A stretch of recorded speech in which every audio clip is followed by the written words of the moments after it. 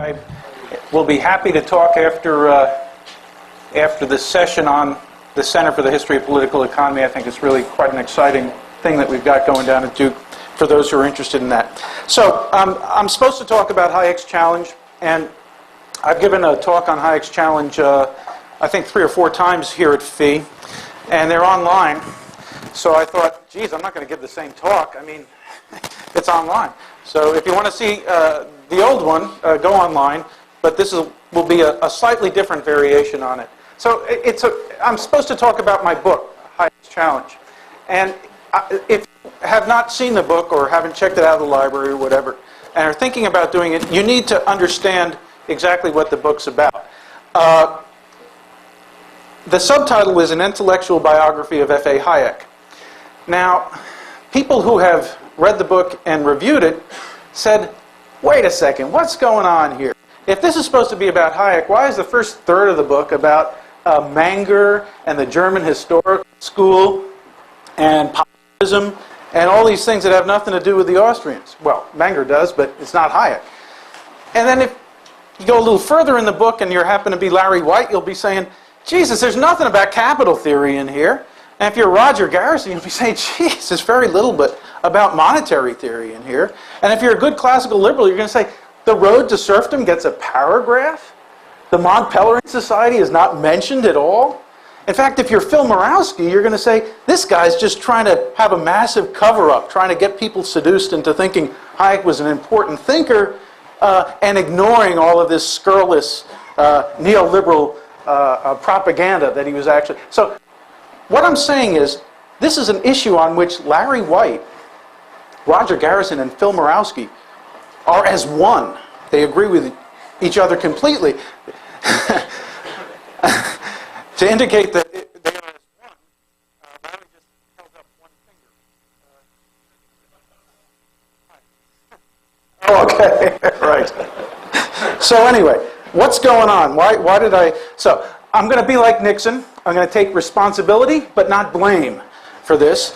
I'm going to give the blame to the University of Chicago Press Marketing Department, who said, look, we don't like your subtitle. My subtitle was, originally, F.A. Hayek and the Limits of Social Science.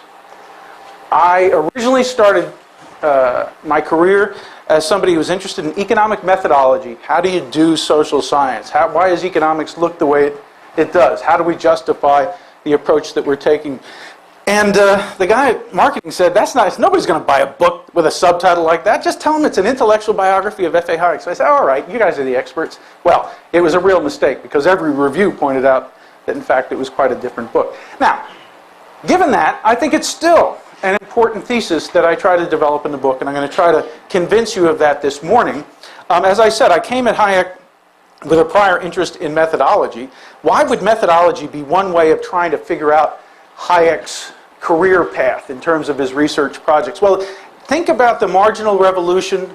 You usually say there's 3 founders. There's a Lausanne school. Well, that developed into general equilibrium theory, which is still in the corpus of economics today. You've got the British approach that culminates in Marshall. The Marshallian cross, supply and demand, is still in the economics curriculum today. And then you've got the Menger, Mises, Hayek. Where is that? It's not in the economics curriculum. One of the fundamental differences, of course, between the Austrian approach and these other approaches is methodological. You don't have this, it's not compatible with the sort of modeling and econometrics that you get in the rest of mainstream economics. So methodology is indeed, I think, arguably a key reason why the Austrians are quite different. If you dehomogenize the marginal revolution, why they, in fact, are not going to be fit quite so easily into mainstream economics. So part of my goal, of course, in the book was to explain the Austrians to mainstream economists. If you're a mainstream economist and you just pick up Hayek or Mises, unless you read The Use of Knowledge in Society, it's going to be gobbledygook to you. You're not going to have any understanding of why it's there. In order to understand Hayek's particular evolution, I'd also submit you have to know something about the history of the Austrian school and the various battles that it engaged in. So that was part of what I was trying to do, taking a look at Hayek within the context of his times. I also found when I started to get into Hayek, and here's your little handout that I gave you, that there were twists and turns that I didn't understand. Okay, take a look at you got two sides. Look at Hayek's contributions. Okay? Just think about trying to figure out this research path. Okay, model of a capital using monetary economy, that's pretty straightforward. He was a student of Wieser's, but very soon became a protege of von Mises, and certainly money and was one of the concerns of Mises. So somebody who is a protege of Mises, that's quite easy to figure out. He comes to England and he starts engaging in an English language socialist calculation debate. Again, that's not altogether so problematical given that Mises had written on socialism. So the first two, not so strange. But then during the war years, he starts in on this big project, what he called the Abuse of Reason Project. And it's got all sorts of things going on in that. We'll talk a little bit about the Scientism and the Study of Society, basically a methodological essay. Why would he suddenly start turning to these methodological issues? The Road to Serfdom, which is a kind of, he said, an admittedly political track. Why would he start making moves like that? And actually, within that Scientism essay, he made certain claims that, and this was one of the hardest twists that I took actually years to figure out. He suddenly moves to do a book in theoretical psychology called The Sensory Order. Some people say, who needs a sensory order to understand Hayek? Other people say it's the most fundamental thing he's ever written, and that you need it to understand the development of his ideas. Try reading The Sensory Order. Not an easy read, okay? Not an easy read for those who have ever tried it. So trying to figure out just from the text itself is quite difficult. Then he goes into political philosophy. Then he starts talking about orders and complex phenomena. And all of this, not all of this, but many of these ideas that he's developing at this point in time, various points in time, have to do with methodological issues and indeed contrast between him and the mainstream.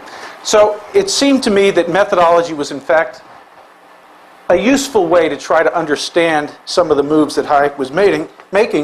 And I'll finally say, trying to figure out Hayek's moves in his own research career as an historian. I'm an intellectual historian. That's what people like us do.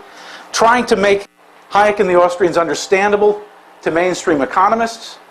And finally, and this is probably the most fundamental reason why I took this methodological approach, what Hayek was saying about the way that we do economics and the limits of social science, the original subtitle, if you take them seriously, it in fact has implications for the way economics is practiced.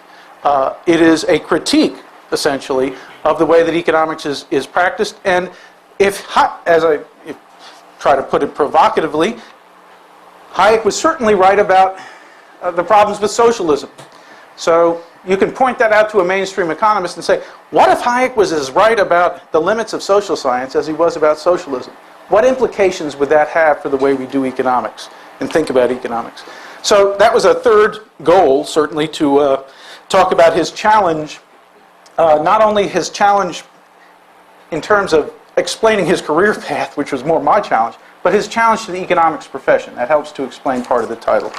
So with that bit of introduction, what I'd like to do for the rest of the time is talk a little bit about the other side of that paper, give you a little bit of an outline of his life. I mean, I'm an intellectual historian. Another reason that Hayek, and in fact was the initial reason that I became interested in Hayek, I didn't come to him as a conservative or as a libertarian, but as an intellectual historian. He led a fascinating life, if you're interested in intellectual history. He ended up interacting with all of the virtually all of the major 20th century economists. So let's just run through it real quickly. Born in Vienna, you knew that. Served in the war. Went to university after World War I. He didn't have Mises as a teacher. Wieser was his teacher. Some of his classmates included Fritz Machlup and Oscar Morgenstern. Machlup is somebody who's famous among Austrians, but Morgenstern is one of the co-developers of game theory. Okay, so anyone this was one of his buddies, one of his classroom buddies at the University of Vienna. After he gets his first degree, he joins the Mises Kreis, the Mises Seminar. So he's involved. Actually, he doesn't join it until after he gets back from America. But He works together with Mises in this temporary government office. He decides to go to America after the first degree. He's there. He has letters of introduction from Joseph Schumpeter, to whom he knew, to all of the major American economists. The only one he didn't have letters of introduction to was Wesley Clare Mitchell, who is one of the giants of American institutionalism. Okay, if you don't know history of thought, you should, but we can get to that later. But this is a very important economist in the United States, making certain arguments for how economics should be practiced. We'll get to that in a little bit. He comes back. He's in Vienna for a while. Gets married. We won't go into that part of it. And there's a story there. But Lionel Robbins, the guy who is a young guy at this point, in his, I think, 29 or 30 years old at the LSE, invites Hayek to give some lectures.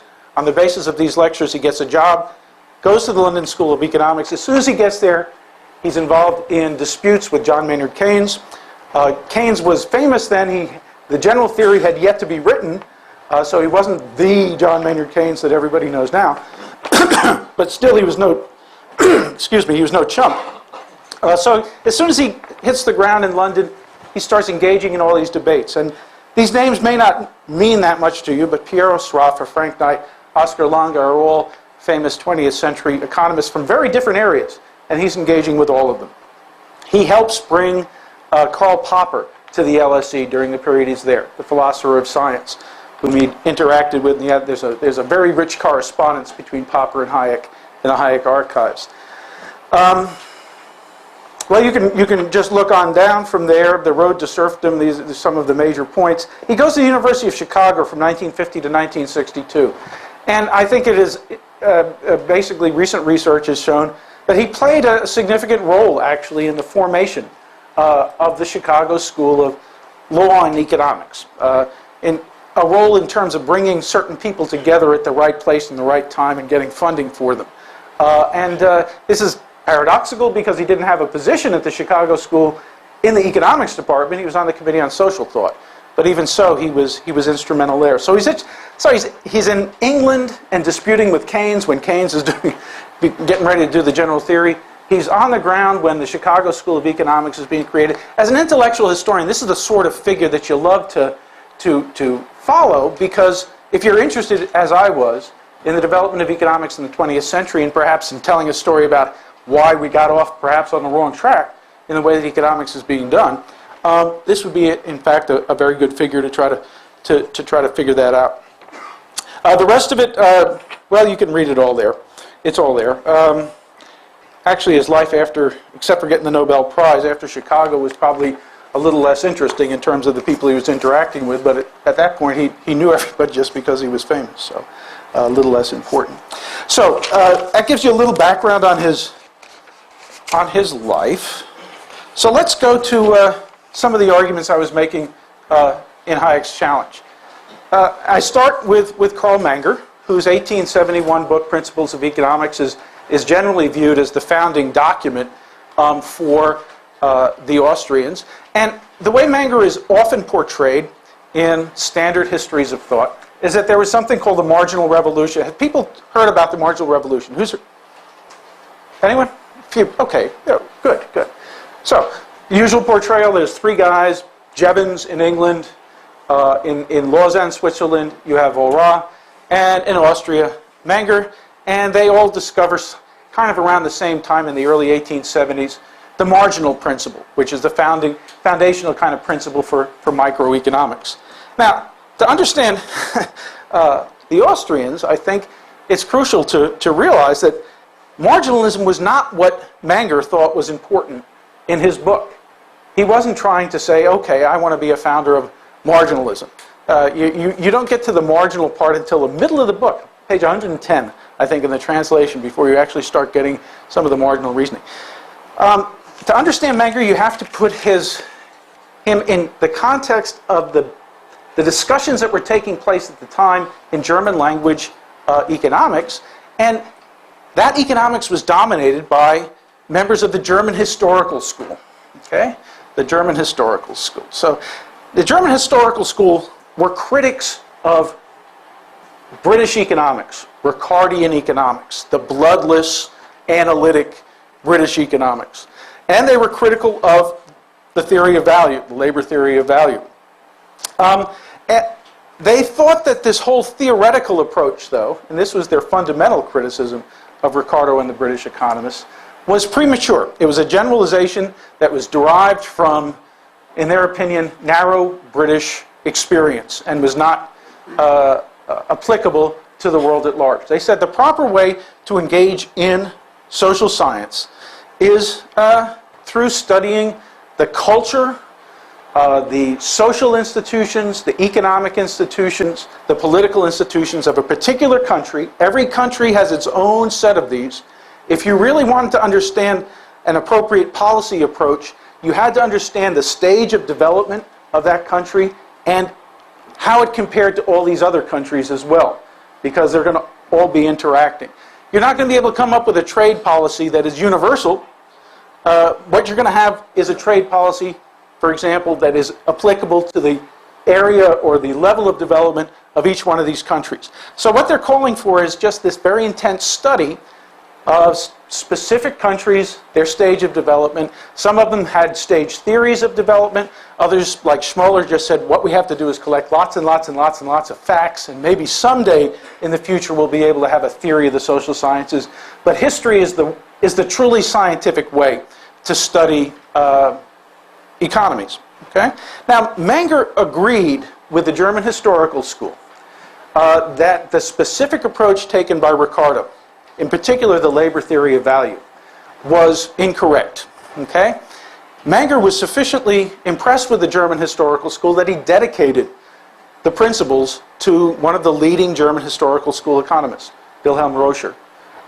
So he didn't view himself as an enemy of the German historical school, but he said, but you know, we don't want to throw out the baby with the bathwater.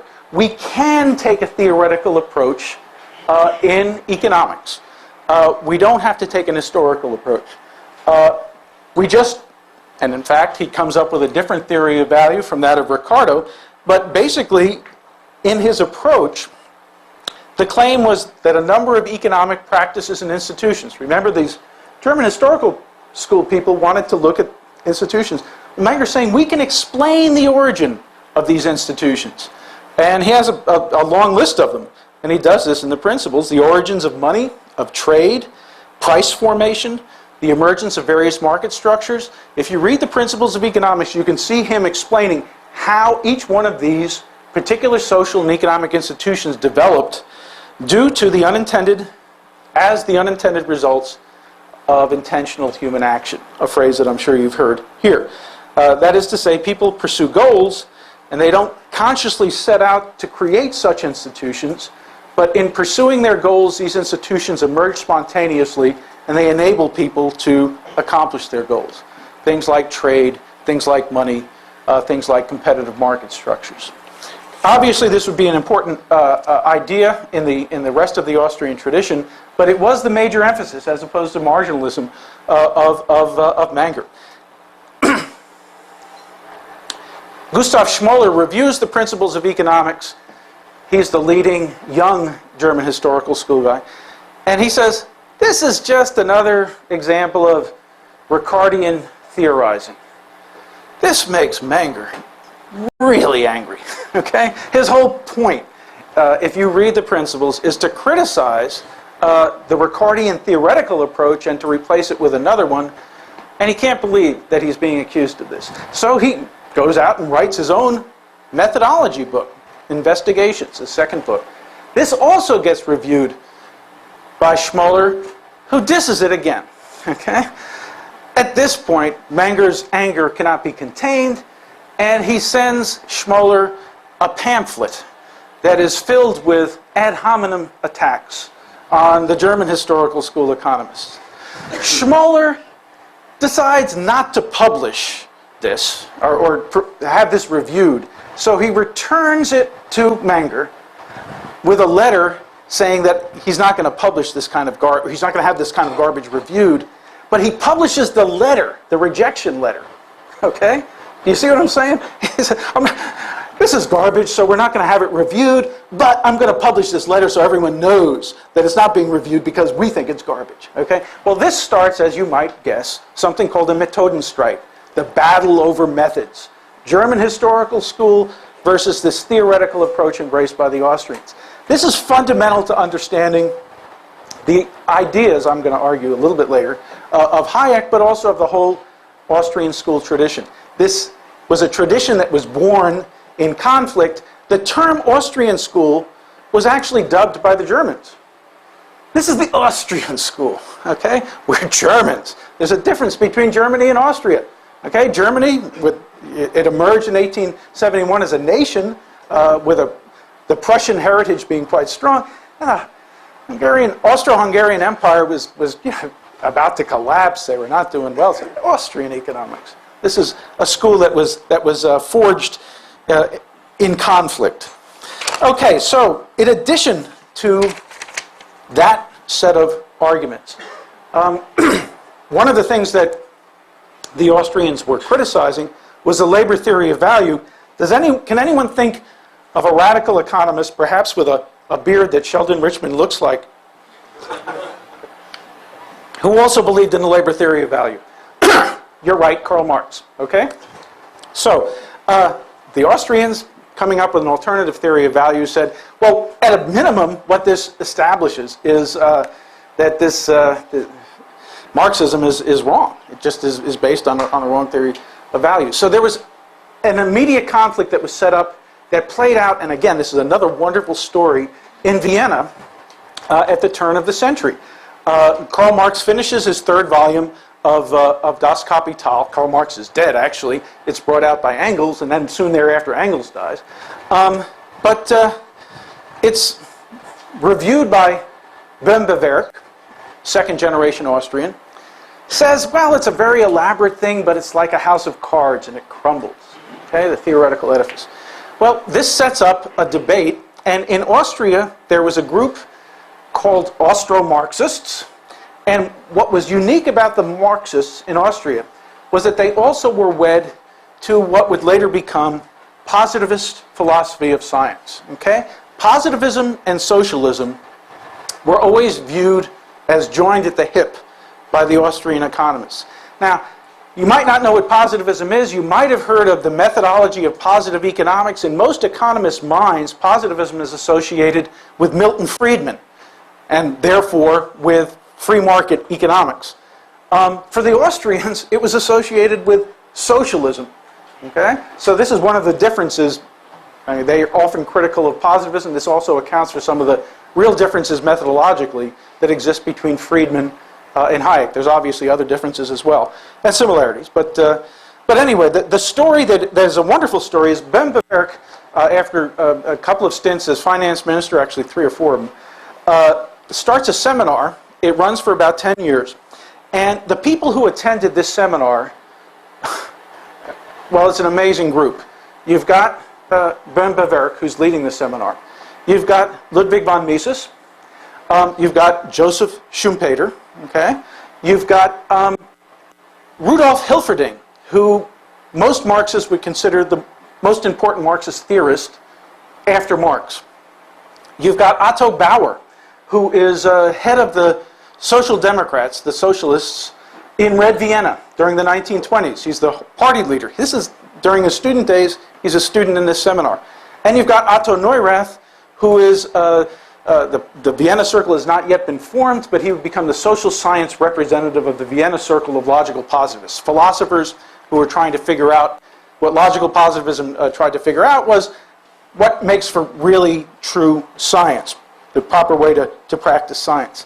Now, one of the things that Neurath, it was a great debate, constantly having these debates within Böhm-Bawerk's seminar, and Mises talks a little bit about him, and one of the his period at this seminar, and what comes through in Mises' reminiscences is he absolutely detested Neurath. He said, boy, Böhm-Bawerk was a great seminar leader, except he should have said to Neurath, shut up, you're an idiot. Why do you keep talking this garbage?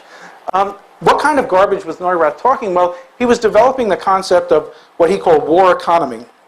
That is to say, in a war economy, you often have the economy taken over by the center because you're trying to accomplish the goal of survival and destroying your enemies.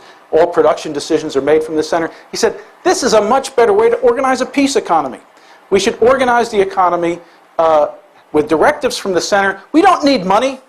You don't need money in this economy. We'll just use statistics. We're scientific. That's what this positivist philosophy of science. We can make all of our decisions according to objective scientific criteria. We'll have statistics. He ran a museum where he would have social statistics revealed. How many people are there? And have these little icons for people. How many people here use bathrooms? Come on, people, wake up. You all use bathrooms, okay? Toilets. If there's Europeans, toilets. We'll get the rest of it. Okay. Every time you go into a toilet, unless it says gentlemen and you're wondering about whether to enter, you see these little icons, right? You either have the dress or you have the legs.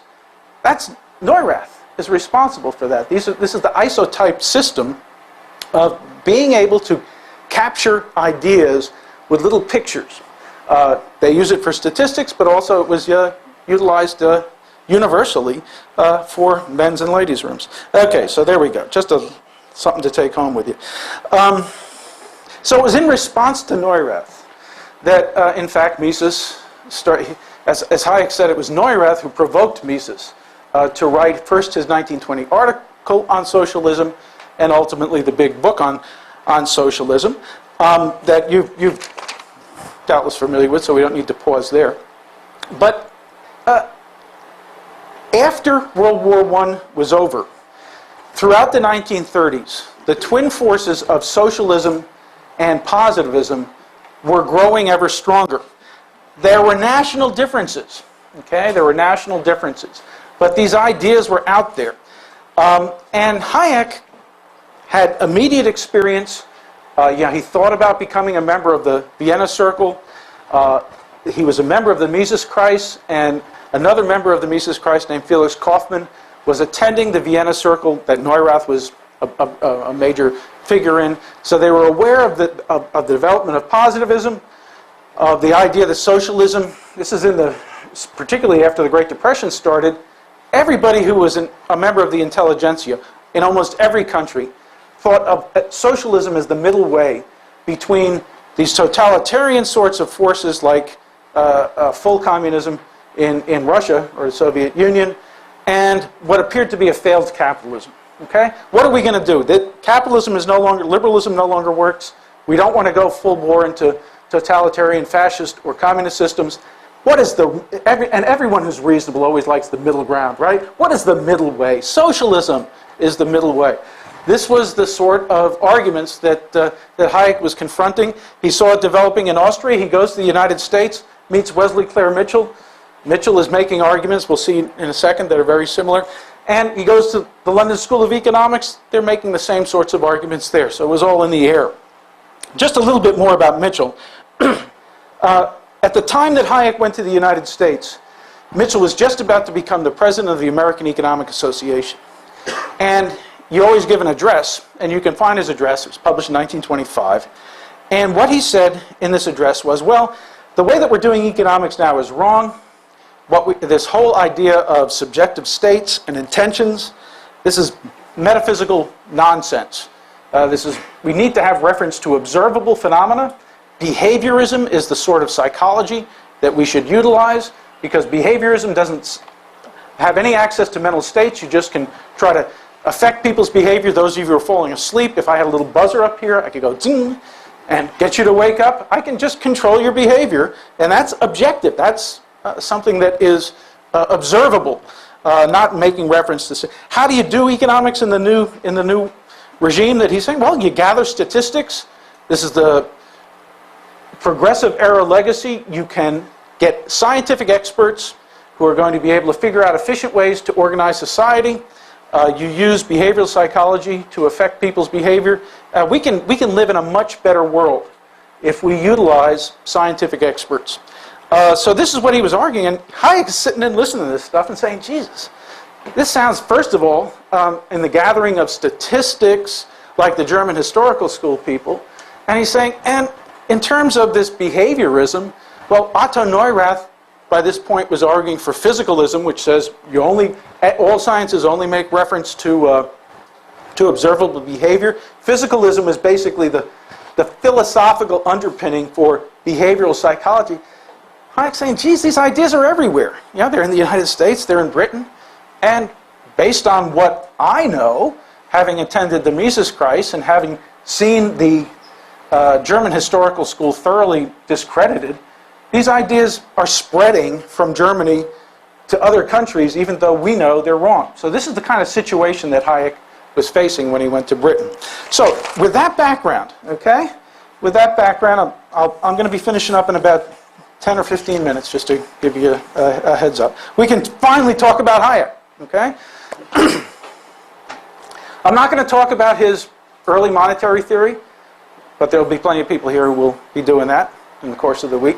And I'm not going to talk about the battle with Keynes, although we can talk about that in the Q&A. I want to go directly to his famous paper, 1937 paper, Economics and Knowledge. This is the article that Hayek would say in later works had started him on, moved him from being a rather narrow economic theorist to being a broader social theorist and student of society. And there's a number of things that pushed him to the views that he expressed in Economics and Knowledge, but part of it was his participation in the socialist calculation debate. He had, in fact, written a book, or contributed a book that he edited, published in 1935, called Collectivist Economic Planning. So this is basically the opening salvo, or the big shot in the English language socialist calculation debate. And this is a book where he provides an introductory essay and a concluding essay, and the middle is translations of articles, because he's trying to convince the Brits, and the Brits are famous for not reading anything other than English, okay? So he said, look, we've had these debates about socialism in other countries. Here are translations. One of the articles was Mises' 1920 article, but then there were some other articles that he contributed that he had translated. And one of the arguments that develops over the course of this socialist calculation debate is the socialist said, well, look, general equilibrium theory shows us that you can use this system of equations to model either a free market economy or a socialist command economy. Okay? The only difference between the two is that in a free market economy, certain decisions are made by people that we call entrepreneurs, whereas in a command economy, these are made by socialist managers. Either system can be represented by this general system of equations. The claim that Mises had made in his 1920 article that rational calculation under socialism is impossible is thereby refuted. Okay? So, think about it. These guys are using the latest mathematical techniques, the latest scientific economics, to establish the claim that there's no real difference between socialism and capitalism. And in fact, they made the further claim, look, if you've got socialist managers and people who are viewing the economy from the commanding heights, you're going to be able to make better decisions that integrate all these people. Entrepreneurs are only concerned about their own little market, and they're only concerned about their own profits. They're not going to be making decisions that are for the larger good. In fact, this is the better system to utilize. Now, Hayek is looking at this and saying, geez, what's wrong with this story? And in his 1937 article, he starts to lay out, he doesn't say this is about the socialist calculation debate, but the timing is such, and in retrospect, he said it was an important factor. The ideas that he comes up with there says, well, what does general equilibrium theory assume? It assumes that all agents are fully informed, okay? They all have the same knowledge, and the knowledge that they have is correct. Okay? He says, is that the kind of world we live in? He says, no, of course not. The world we live in is a world of dispersed information, where everybody has different bits of information, and some people are wrong about it. Okay? Some people think the future is going to be rosy, and so they're investing. Other people don't. They think they're not investing, and one of them is going to be right, one of them is going to be wrong. So the question then becomes, in the real world that I've just described, how does social coordination ever occur? Now, he doesn't directly answer the question in Economics and Knowledge, but he does in the use of knowledge in society. And basically the idea, let's stay with Economics and Knowledge. The basic notion is that this general equilibrium theory that makes these assumptions of perfect information and correct information shed no light. In fact, they assume what needs to be shown by assuming perfect information, correct information. Assume what needs to be shown, how coordination occurs when you don't have those sorts of conditions. Now, Hayek's solution ultimately is that markets are very important. Other institutions also play a role in social coordination. But basically, he comes to describe the market process as in fact, a process that operates in which market prices are constantly adjusting. And they're formed as the result of decisions that people make. Now, the decisions that people make are usually forward-looking. Okay? They're saying what's going to happen in the future because this is what is going to be important for them. And they're based on their own localized knowledge, what they see as important in their own lives. Perhaps they're an entrepreneur and they know specific markets, but they don't know the rest of the world, what's going on. And the prices that they face in markets. Okay? That's how people make decisions, based on their own local knowledge, facing this array of prices that are out there. And then they make decisions. Now, individual decisions don't matter, but if you multiply all those decisions together that people are making, that's what creates, in fact, people demanding more or less in various markets, what creates the array of prices that people are responding to. So you've got this price system that's constantly adjusting, reflecting local knowledge. It's through people acting on their local knowledge, confronting the array of prices that allows the price system to convey or in some way aggregate, I don't like to use that word, but aggregate that knowledge that exists in individuals' minds. Each one of us in our participation markets is feeding that knowledge in. So this was the solution that Hayek came up with. He also added, as I said, there are other social institutions. I'm not going to get into his political theory here, except just simply to mention that in his later work in books like The Constitution of Liberty, what he tried to do was articulate the kinds of institutions that he thought would be important for a successful liberal society to exist. And he tied that into the knowledge question because he said, well, if we've got this kind of society, it's going to be a society that really aids the discovery, conservation, preservation, and coordination of knowledge. That's one of the arguments for a liberal society from Hayek. It's kind of instrumental argument of what it's, when it's working well, what it's able to accomplish. But anyway, some of the institutions that he mentioned, basically a market system in a democratic polity with a private sphere of economic activity, protected always by a strong constitution, constitutional protections of individual rights, where the rule of law prevails, well-defined, enforced, and exchangeable property rights. He actually never said exchangeable, but he should have. So we'll put that in there as well.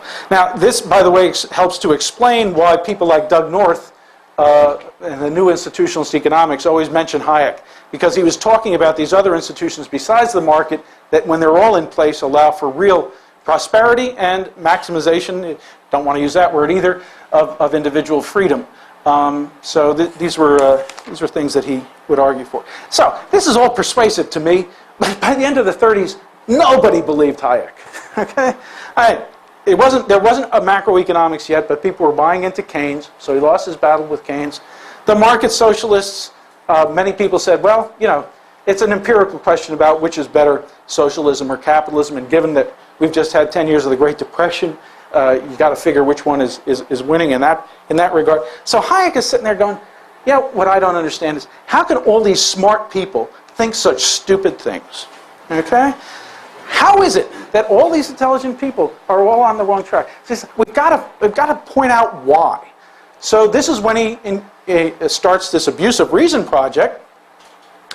This is trying to say how the twin ideas of socialism and positivism grew up through time, starting way back after the French Revolution in France with the École Polytechnique, spread eventually to Germany, and these ideas then spread to England and are spreading to the United States. And remember what I had just said, his experience in the Austrian opponents to the German historical school, his experience about positivism and socialism growing up in Austria, seeing it at when he went to the United States, where Wesley Clair Mitchell, the most prominent economist, is basically saying the same story. He goes to the LSE. The LSE was founded by Fabian socialists. So he's teaching at a school that's basically founded by people who think that socialism is the way. So he's seeing it everywhere. He says, we want to explain how these ideas spread and what's wrong with them. So the Scientism Essay, one that Israel Kirzner, who's spoken here earlier this week, says is, in his opinion, one of the most, if not the most important thing that Hayek's written, something that a lot of people wouldn't necessarily agree with, but quite a provocative and profound statement, I think. In the Scientism Essay, he criticizes what he sees as the common mistakes that these various groups are embracing. So he criticizes what he called the Objectivism, the Historicism, and the Collectivism. Those are the three terms that he uses of the scientistic approach. And scientism is the slavish imitation of the methods of the natural sciences in areas where they don't apply. So he's saying the mistake we made is we think we're trying to be scientific by following these methods, but they're inapplicable in the social sciences. So what should we use in the social sciences? Well, he contrasts those methods with, and you're all good Austrians are about to become them, subjectivism. As opposed to objectivist, you have a subjectivist approach. Instead of collectivist approach, you have an individualist approach. How would Pete do that? He'd count out this way. And a theoretical approach, as opposed to an historicist approach. Okay? So this is his defense of this particular, these particular ideas. And of course, if you're anti-historicism, if you're pro-subjectivism, this reminds you of Menger, whom he quotes in the Scientism Essay, and also of his attacks on physicalism of Neurath, another explicit target in the Scientism Essay, as well as behaviorism. He doesn't mention Mitchell, but it's there. You can read it through the lines. So, yeah, if you're trying to figure out why would Hayek start this project, having a knowledge of that earlier history is extremely important in turning him from a regular economist to somebody who is who's doing basically intellectual history. I'm not going to talk any more about the Scientism Essay other than to say two of his basic methodological insights that come out of that are, first of all, that you can't have precise predictions in economics. You can only have pattern predictions. And secondly, often the kinds of explanations that we can make are explanations of the principle of how something works. Okay? We understand the principles underlying the theory of evolution. We can't make precise predictions of speciation, of how things are going to change, because there's too many complex things going on. Now, as I said, one of the groups that he criticized in the Scientism Essay was Objectivism, a general category that he criticized. He viewed behaviorism and Neurath's physicalism as the major targets here. This explains why, as soon as the war is over, and I've left out the Road to Serfdom, which was actually, he never finished the Abuse of Reason project, but the Road to Serfdom was supposed to be the second volume of that Abuse of Reason project, and he decided, just looking at England the way it looked during the war, things were looking pretty bad in terms of the sort of society that was going to emerge after the war, so that's why he deviated and wrote the Road to Serfdom. But immediately after that, he does this book on theoretical psychology, the Century Order, published in '52, but he started working on it in '45. And the key to that is to just go back to the Scientism Essay and look at his chapter on objectivism, the problems of objectivism. He makes some claims about psychology there that he then fleshes out in A Sensory Order. That was his original impetus for doing the book. That it was to be a critique of behaviorism.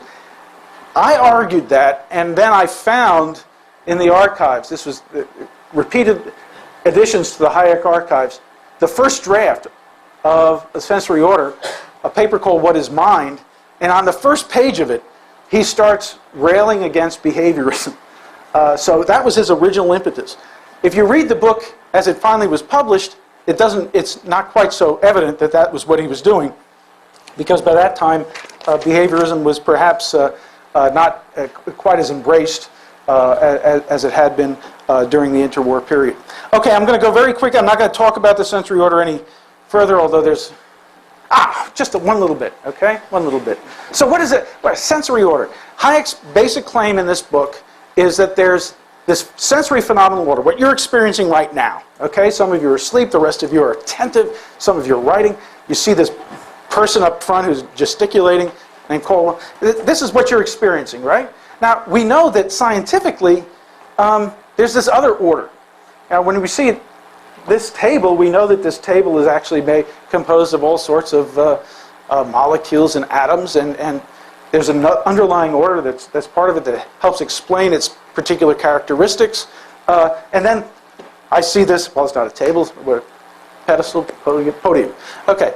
Hayek says, why is there this difference? How do we explain what natural science tells us is the actual order and what we experience as a sensory order? And he says, well, it's all a product of our brain.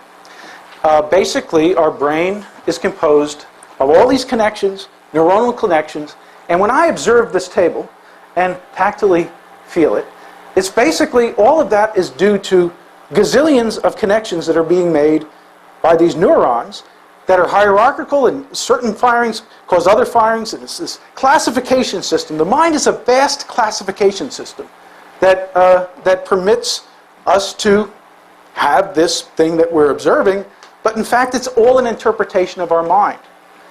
What we actually experience, the sensory order, is an interpretation, and the complexity of it is amazing. He pointed out in a later paper that the number of neuronal connections made during a few minutes of intense cortical activity are approximately 10 to the 56th, which is equal to the total number of atoms in the solar system. Now, the solar system was smaller than it is now, back when he was writing in the 50s. But basically, when you're thinking, the number of connections that are made in a couple of minutes is equal to the number of atoms in the solar system. That should blow your minds. Little joke minds. Okay, so this is... Why is the sensory order important?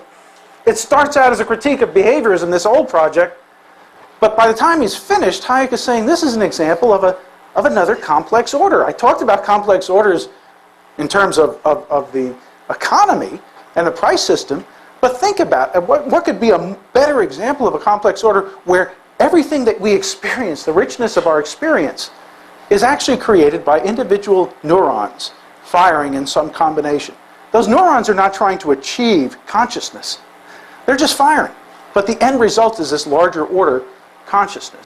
So another example. So I'm going to wind up right now just to simply say the sensory order starts him off on examining complex order. After a while, he starts seeing complex orders everywhere. By the time the 1960s comes along, he's organizing symposiums called the Analogy Symposium, where he's looking at orders in all these different fields. And the big step that he takes in the 50s, being at Chicago, let me just give you a quickie.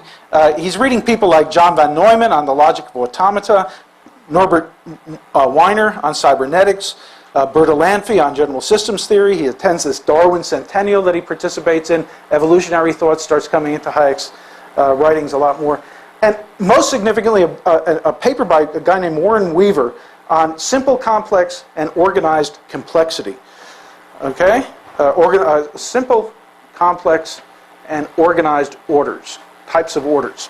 And he starts remember in the Scientism Essay, he said the differences between the social sciences and the natural sciences are profound.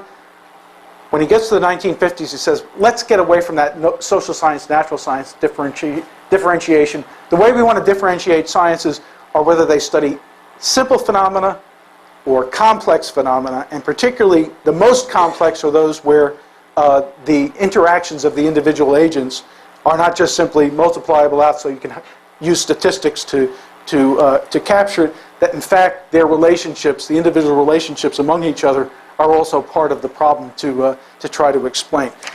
The implications of this for economics is something that Santa Fe people have been saying, and then having discovered that the Austrians have been saying it for a long time, is that when you're dealing with complex phenomena, you really do have limits on the ability of prediction. Often explanations of principle are all you can do. And that, I think, does have profound implications for the practice of economics.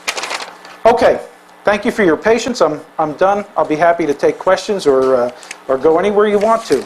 I won't answer questions about my personal life, but aside from that, I'm open. Okay? Sir. By the time Hayek writes Economics of Knowledge, Mises was very profound in extreme a priorism, I think. But Hayek makes a point in which he says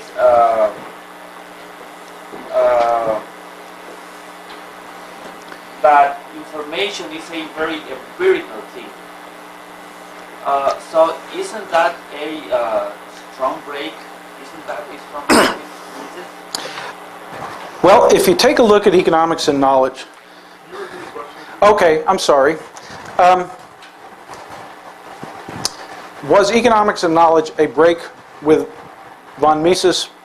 Because Hayek at the end of this essay talks about how knowledge is an empirical construct, and isn't that at variance with Hayek's, with Mises's a priorism?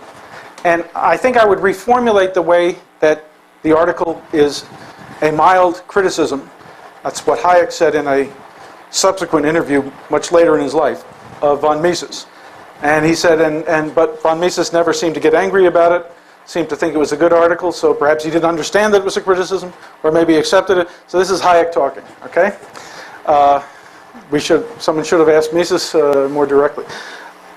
If you read that last section carefully, he says, but let me be clear, this does not mean to open up a whole new area for empirical studies, right?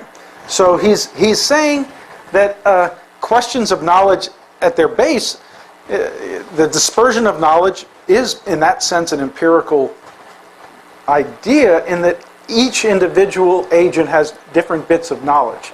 It's a claim about the world that is an empirical claim. But Hayek kind of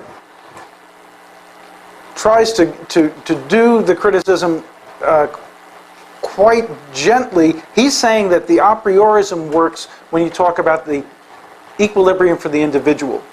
But that when you're talking about equilibrium for society as a whole, the question is, how does the subjective perceptions of these various individuals, each of which is different, ever become coordinated with each other?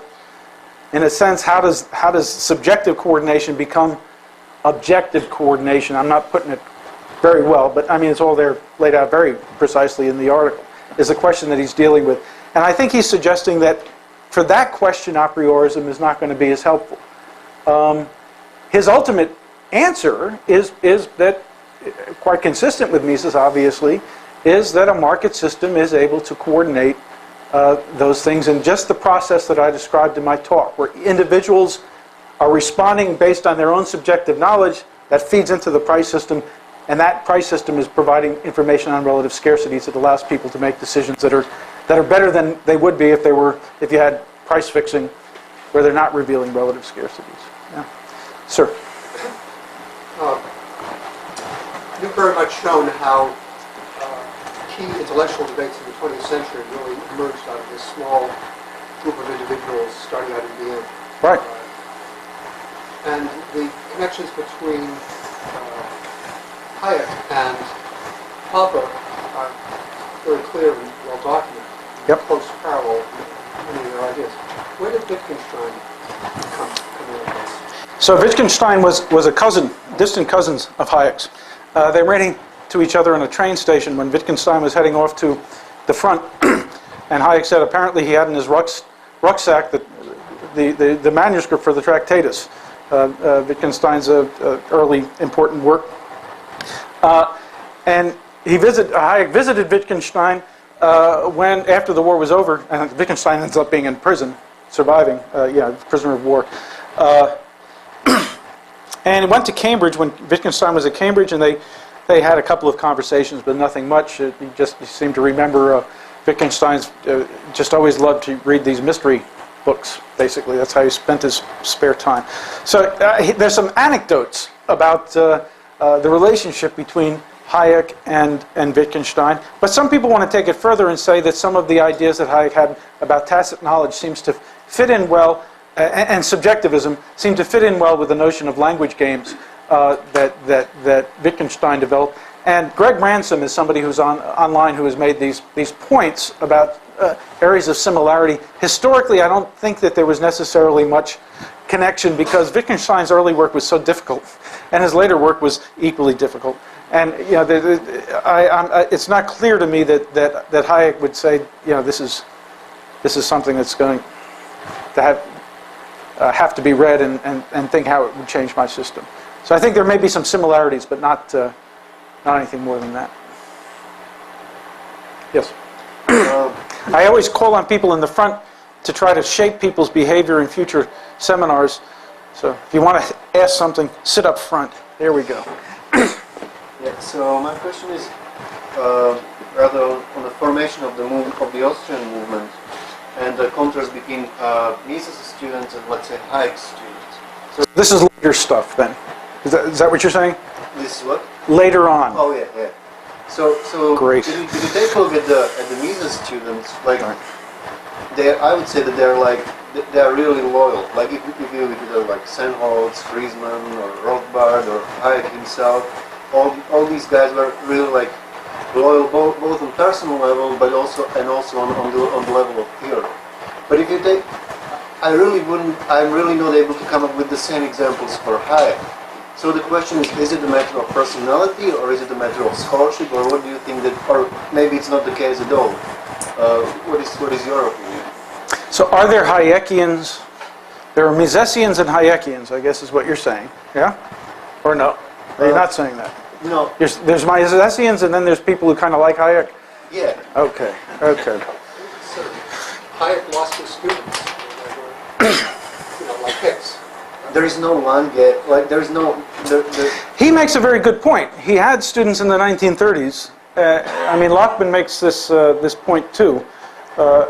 Viewed the decade of the 30s as a disaster because Hayek enters the London School of Economics, and at the time was just quite an outstanding figure. You know, major controversy with Keynes. Hicks has an article, "Who was right, Hayek or Keynes?" This is the question. By the end of the decade, all of his students had deserted him. Caldwell, who had translated the monetary theory in the trade cycle, was taking very increasingly harsh in his attacks on Hayek. Hicks was no longer a student. Who was it that tore up his dissertation? Shackle. Shackle started to write a dissertation under Hayek, ends up saying, I'm going to do something else. So that's right. Hayek lost a lot of his students at that point. And Mises had he was a kind of embattled figure at NYU in the 50s and 60s, not having a real academic appointment there, but teaching there. And it was a period in the wilderness. So at that particular point in time, when he was there, that would be when he was developing a body of students. So that would be a safe way to answer that loaded question, I think. Different periods. So, sir. I want to come back to the issue Good try. of Mises and Hayek. We have talked a lot about information during these lectures, but Yes. what we have done from a Mises point of view is theory. I mean, we have said, for example, that if we have real ignorance, so we cannot conceive general equilibrium as a real construct, because it is not possible that individuals make global optimization. So this, from the Mises point of view, is theory. I agree that the issue of compatibility, a posteriori compatibility between plans has an empirical content. But there is a theory of information that is economical, that goes from economic calculation to the price system, then to the critique of general equilibrium. From the point of view of Mises, this is all theory. I think the reason that Mises didn't think that the article was a criticism is that he probably took that point of view and took seriously the point at the end of the article, which said this should not be interpreted as saying this opens up research. So I think if it's not opening up an area of empirical research, it's consistent with the idea that you can do it theoretically. I think the difference between Hayek and Mises was in their use of the term a priorism. And I think that's a significant difference in their methodological approaches, and that Hayek disagreed with apodictic certainty. Okay, so that is a sincere difference of views. that I don't think are reconcilable. But in terms of their general approaches, I think they're quite compatible. Yeah? Yes? I was wondering, it seems like a lot of modern science are coming to very Hayekian conclusions about prediction and emergent orders. That's right. And I was wondering if you could talk about whether or not this has been something that's separate from Hayek, that modern science is coming to these conclusions independently, or whether Hayek has actually had an effect on it. I think he hasn't had an effect. I think it's independently. But I attended a conference about 5 years ago where Gerald Edelman, who is a Nobel Prize winner in 2 fields, in chemistry, I believe, in biology and chemistry, I believe. And this guy said he read the Sensory Order and he was blown away at the connectionist sort of underpinnings that he read in the Sensory Order. He said, how could Hayek have come up? He's coming up with ideas about how the brain works that only in the past 10 to 15 years have we gotten had the means to have independent confirmation of this. And although he wasn't right in all the details, he was basically right in at least our current understanding of how the mind works. And he just said it's amazing how this person was coming up with these ideas. And independently of that, people at the Santa Fe Institute, which is the place where they study complex phenomena, if you want to. Hayek has papers in the 50s and 60s, a theory of complex phenomena. And when the Santa Fe people who were approaching this from physics and from mathematics and from information systems sorts of work, coming up with these ideas, someone said, geez, you're just rediscovering what the Austrians have been saying for a long time. And Brian Arthur read the Austrian and said, and you know, they're right. So, I mean, I think there are certainly ideas that are being discovered in these various fields that are quite compatible with ideas that Hayek was stumbling on and thinking were important throughout his career. And that's certainly one of the emphases that I have in my book, is to make those connections and to say, yeah, this is an important thinker who is often simply identified as a person who is an advocate of liberalism, classical liberalism, when in fact he was doing a whole bunch of other stuff as well that is equally important and significant. And particularly if you're interested in how economics should be practiced. I mean, that's part of my bailiwick in that. In the back with the white shirt and stripes. Yes, you. I have kind of a lighter question. Good. So, And it's not on Mises and Hayek? no, Phew. no, Oh, it is. no, Jesus. Okay. No, it's Hayek. I mean, Okay. I studied it. So I guess you have Hayek in front of socialism, and he's just trying to say, all right, socialism will not work, and he tries to demonstrate it because the methodological approach is wrong, right? And on the other hand, you have, let's say, Ayn Rand sitting in front of socialism and saying that's morally incorrect. Right. So my question is, did Hayek have any moral judgment about socialism or the way the world would work? If you look at Hayek's later work, he talks about evolutionary theory becomes increasingly important. And he talks about the evolution of moral codes and the moral order.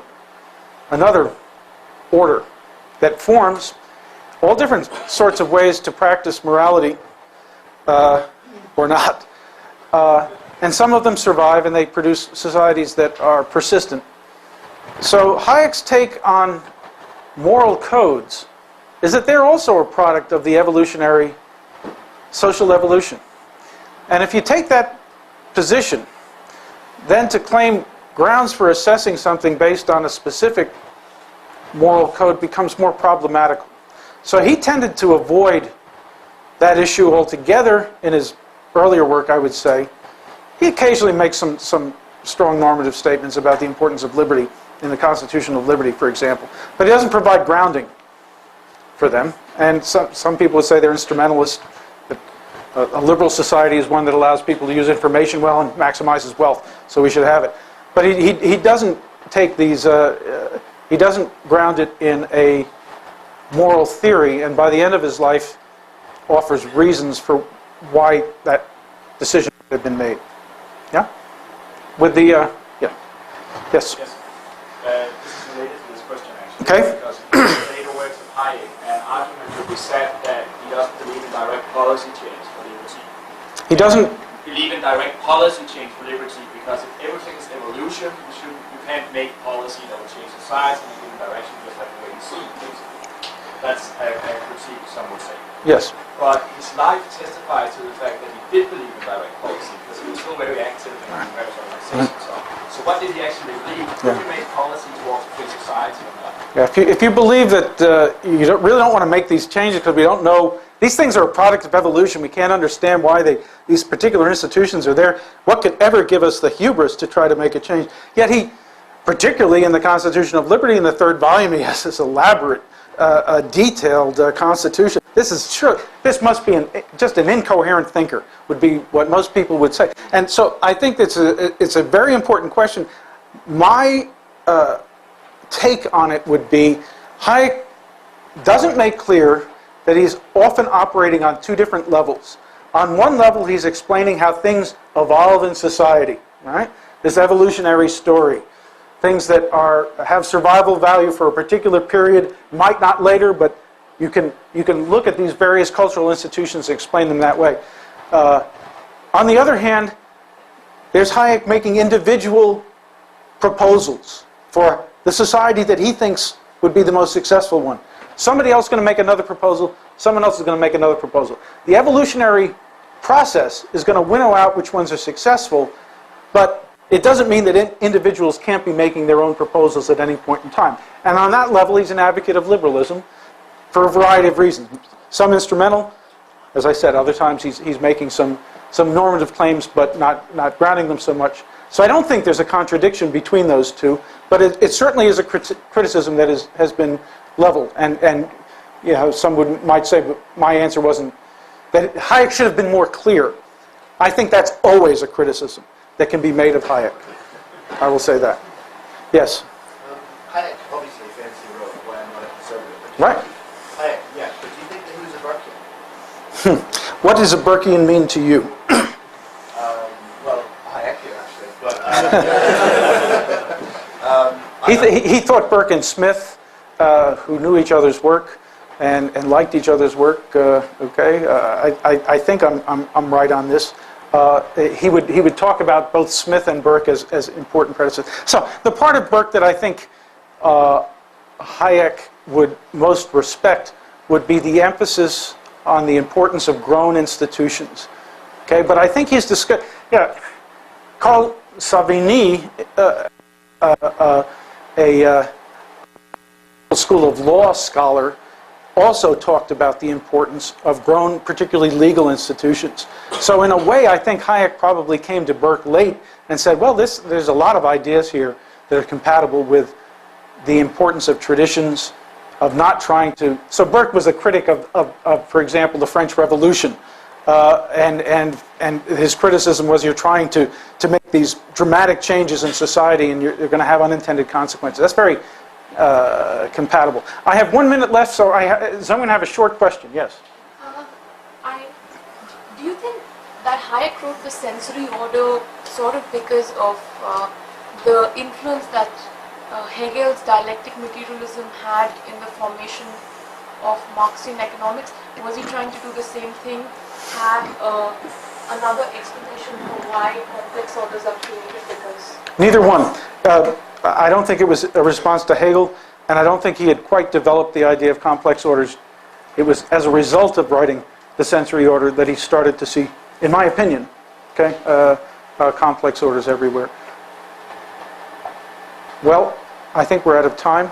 I enjoyed this very much. I'll be happy to chat about other questions about Hayek or any of that stuff, as well as talk a little bit about my center after this is over. And it's over now, right? Yes, okay. So it's over. Thank you.